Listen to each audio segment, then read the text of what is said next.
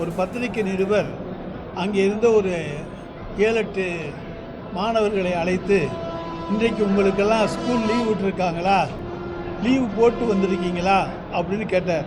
உடனே அந்த பையங்க சொன்னாங்க, இன்றைக்கி எங்களுக்கு ஸ்கூல் லீவு அப்படின்னு சொன்னாங்க.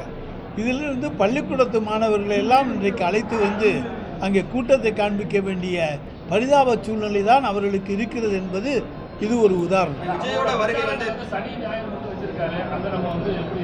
சனி ஞாயிறு தான் லீவு, மற்ற நாள்லாம் ஒர்க்கிங் டேஸ். அதைத்தான் சொன்னேன், மற்ற நாள்லாம் ஒர்க்கிங் டேஸ், சனி ஞாயிறு லீவு, பள்ளிக்கூடம் காலேஜு எல்லாம் லீவு.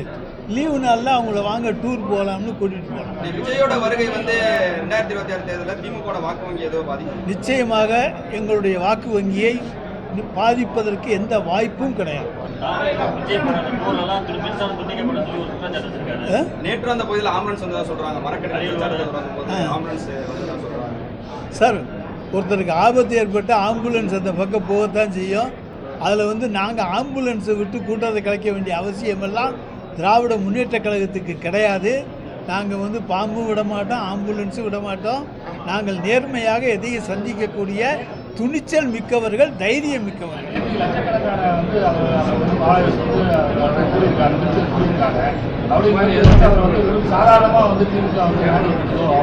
2011 திடீர்னு தான் வடிவேல் தேர்தல் பிரச்சாரத்துக்கு வந்தார்.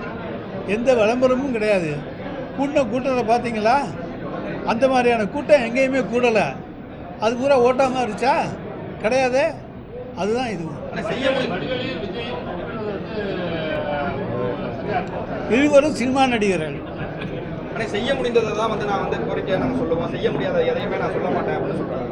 அதாவது தேர்தலுக்கு முன்னாலே எல்லாருமே சொல்கிற வார்த்தைகள் தான் இது. எப்படி செய்ய போகிறோம் என்பதை சொல்லிவிட்டு அவர்கள் செய்யணும்.